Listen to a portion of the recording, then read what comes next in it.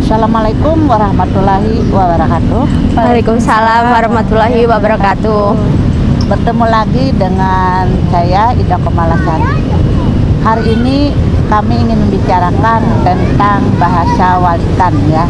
Mungkin pendengar belum pernah mendengar dan mungkin juga ada yang sebagian pernah mendengar ya. Hari ini saya ditemani oleh kandidat Dr. Happy Lismayanti dan Pranola ya.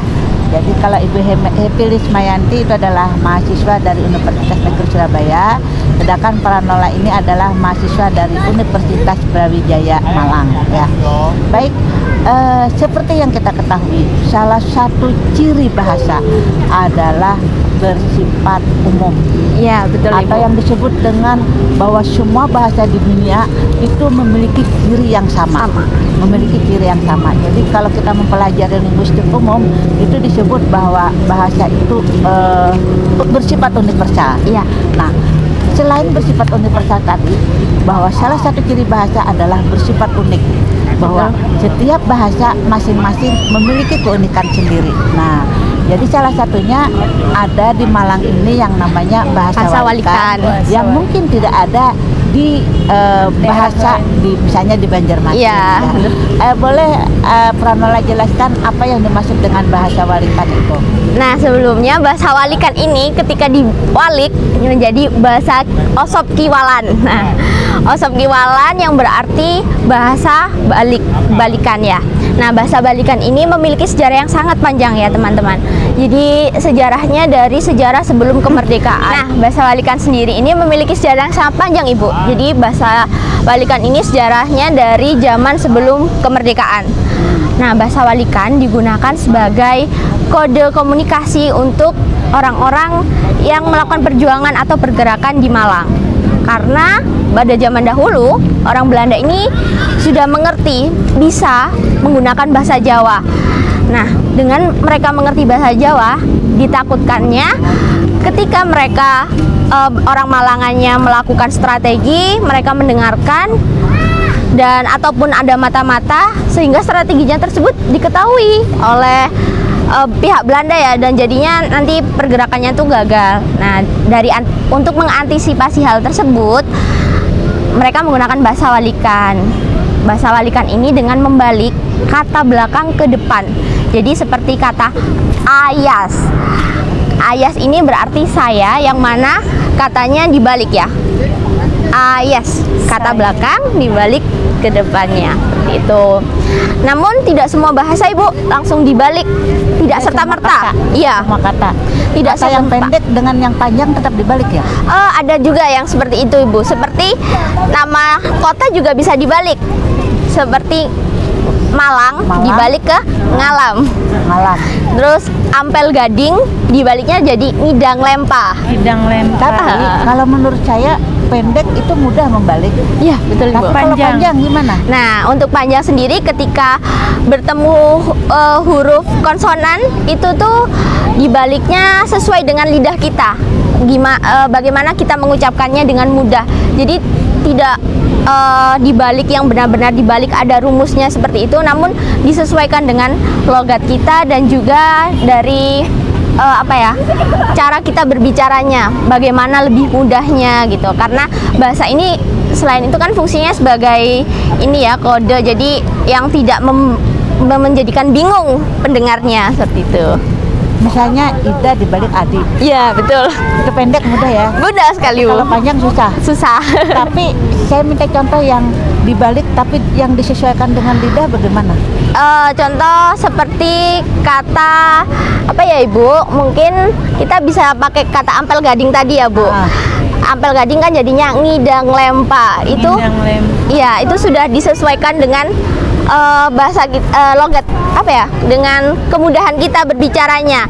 Karena ketika dibalik langsung balik itu masih susah ya untuk dibacanya. Coba dibalik happy. Apa nih? IPA lalu gitu. akan disesuaikan. Iya, IPA supaya enak diucapkan. Iya, betul, Ibu. Biasanya bahasa walikan ini yang tertulis apa lisan?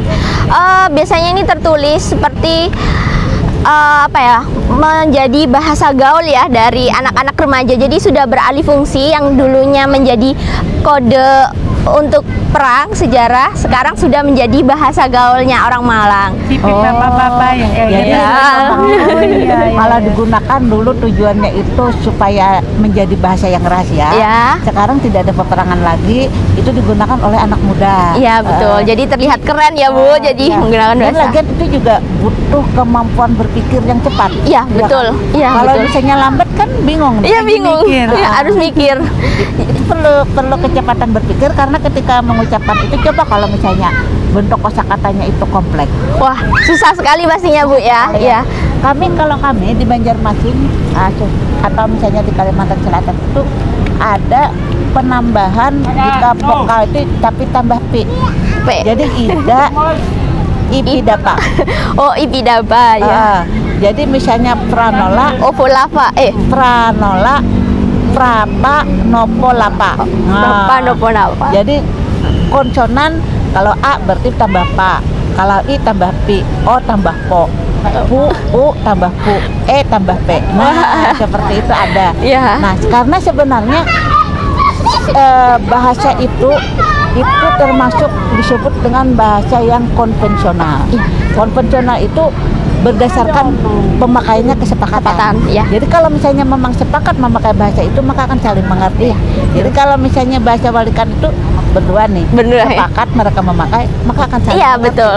Tapi kalau misalnya saya tidak sepakat, Bingung. mau bicara dengan sistem itu tidak ada kesepakatan, Iya. komunikasi tidak terjalin. Iya, Ya. betul Bu. Di Malang ini generasi muda yang memakai bahasa walikan itu daerah mana? Mungkin hampir seluruh orang Malang ya Ibu sudah mengenal bahasa ini, karena bahasa ini juga selain jadi bahasa gaul digunakan untuk supporter Aremanya sendiri. Jadi biasanya kalau dulu sebelum pandemi kan sering sekali tuh bola, ada acara bola, dan ketika setelah bertanding menang pasti mereka membuat status di story nganem deh gitu, artinya hari menang, kemenangan gitu. Jadi seperti itu. Atau mungkin orang-orang biasanya juga secara tidak sadar mereka mengucapkan ketika diajak berbicara langsung jawabnya oh isem gitu. Oh iya. Coba Itu, Happy langsung. contohkan bahasa walikan. Kalau ya dari kosakata Banjar. Agak lelet, Jogja. Bu. Kenapa? Makan ya, makan. Nakam. Nakam. Nakam. Nakam. Makan. Nakam. Nakam. Iya, Nah, nakam. lebih cepat Iya. ya. Dia Lagi mikir. tidak fokus lagi Iya. nih. Fokusnya ke disertasi. Karena mau konsentrasi tapi belum disusun ya. Iya. Terus ada lagi Bu, kalau galau biasanya itu anak-anak muda bikin status dengan nades combat. Oh iya. Itu senden tembok. Jadi kan biasa orang galau ini nyandar di tembok. Oh. Jadi nades combat. Kode. Jadi sebenarnya yang diwalik itu kebanyakan bahasa Jawa, bahasa daerahnya Iya, ya. sudah bahasa bukan Jawa. bahasa Indonesianya Iya, ya. belum. Jadi sudah benar-benar bahasa Jawa dan itu dibalik. Jadi mungkin itulah ya Bu ya yang menjadikan Belanda dulunya bingung dan kita jadinya menang, karena mereka hanya mengertinya bahasa Jawa, itu pun tidak keseluruhan bahasa Jawa. Setelah dibalik makin bingung. Iya, makin bingung, makin tidak mengerti Saya aja punya strateginya. orang Banjar dibalik masih berpikir Bingung. dulu ya. Iya. Berpikir sistemnya bagaimana. Kalau orang Belanda apalagi Iya, malah bingung. karena bahasanya bagaikan perbedaan bumi dan langit Iya, ya. betul sekali Nah, Bu. jadi kalau manfaatnya dulu untuk sebagai sistem kode rahasia ya. Kalau sekarang itu sebagai prestisi bagi anak Iya, muda ya. betul. Jadi bukan sesuatu hal yang memalukan Iya, ya. iya. Itu ada nggak kampusnya sudah bahasa walikan ini? Karena kan tidak semata-mata dibalik nih. Iya, Kadang-kadang disesuaikan dengan kemampuan Logat lidah. ya, kemampuan lidah. Jadi kalau untuk ini tuh karena sudah menjadi bahasa gaul, jadi sudah hampir keseluruhan yang mengetahui. Jadi kayak sudah lebih gampang gitu Bu. Kita sudah sering menggunakannya ya. Jadi tidak menjadi hal yang susah lagi gitu Bu. Terus juga untuk bahasa walikan ini untuk sekarang juga anak mudanya dari perkembangan tahun ke tahun itu sudah muncul bahasa walikan namun baru. Maksudnya baru Versi itu mereka. Iya, versi mereka. Jadi setiap mahasiswa setiap generasi itu memiliki bahasa Ciri yang khas. baru. Ciri Iya, khasnya ciri ya. khasnya. Iya, betul Bu. ada dokumentasinya, misalnya buku atau misalnya novel atau misalnya cerita pendek yang menggunakan bahasa Walikan ada? Kalau setahu saya sampai sekarang itu masih ada radio, namun saya masih lupa untuk nama radionya itu melakukan siaran dengan menggunakan bahasa Walikan. Berarti masih yang penggunaan bahasa lisan ya? Iya, betul. Belum penggunaan bahasa tertulis ya? Ya, belum Ibu. Sudah ada nggak penelitian tentang bahasa Walikan itu? Kalau untuk penelitiannya itu sudah ada beberapa, namun mereka biasanya mengangkat dari sisi keakraban, lalu juga sisi urbanisasi ya, Bus. Jadi ketika kita, semisal kita di Surabaya, kita menggunakan bahasa Walikan, pasti kita, oh, orang Malang ini. Nah, seperti itu. Itu namanya pembeda. Apa, lambang kebanggaan daerah? Iya, identitas daerah ya. Iya. Identitas etnik ya. Iya, betul, Bu. Jadi seperti itu.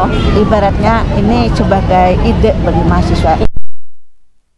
Konten ini, oh ternyata ini keunikan dari bahasa daerah yang ada di Malang ya. Iya, betul. Nanti bisa jadi inspirasi bahwa di daerahnya itu bahasa yang unik apa juga, ya. Jadi mungkin perlu dijadikan bahan penelitian, dan itu adalah hal yang baru yang bisa dijadikan dokumentasi. Betul, Ibu.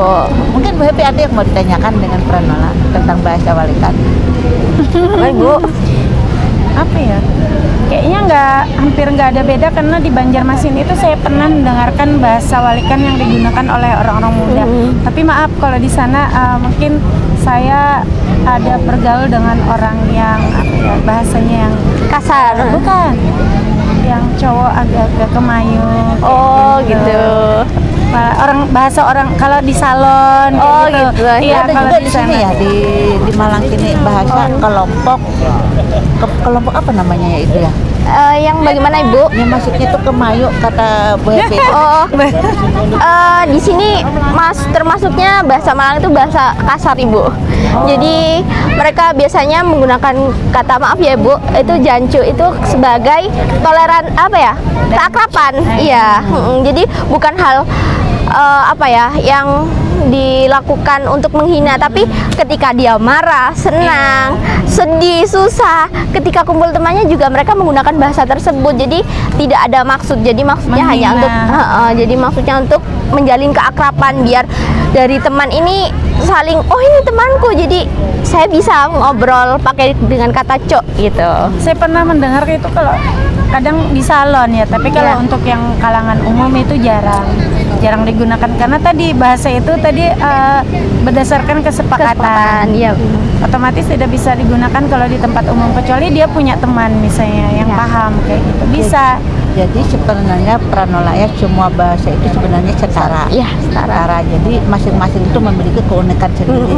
Cuma ketika kelompok yang lain dengan kelompok status sosial yang lain ada perbedaannya. mungkin itu menganggap kata itu kasar. Kasar. Itu karena perbedaan sosial, Kulturnya, budaya. budayanya. Sebenarnya tidak ada bahasa yang lebih tinggi. Iya. Yang ada adalah mungkin kalau dalam bahasa Indonesia ada bahasa resmi, ada bahasa tidak resmi. Iya. Kalau di Amerika itu ada bahasa yang kasar, Iya, bahasa betul. Inggris kasar yang biasanya digunakan oleh koboi Amerika. Iya, ya. iya. Itu sebenarnya bahasa kasar itu anggap saja bahasa harian yang mereka pakai ya. Iya.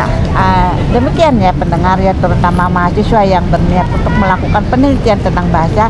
Bahasa Walikan yang ada di Malang ini bisa jadi inspirasi bagi Anda untuk meneliti penelitian bahasa. Karena penelitian itu selain penelitian bahasa juga bisa penelitian sastra, bisa penelitian pengajaran bahasa, bisa penelitian pengajaran cara sastra ya, bisa juga penelitian pengembangan. Jadi bisa membuat sebuah produk yang berhubungan dengan bahasa dan sastra ya. Jadi kalau saran saya, selain mendengarkan konten seperti ini tentang bahasa, bisa juga lewat buku-buku, lewat jurnal dan sebagainya. Terima kasih Pranola dan juga Ibu Happy. Mudah-mudahan apa yang kita sampaikan bermanfaat dan kita dapat bertemu lagi dalam video yang berikutnya. Assalamualaikum warahmatullahi wabarakatuh. Dadah. Warahmatullahi wabarakatuh.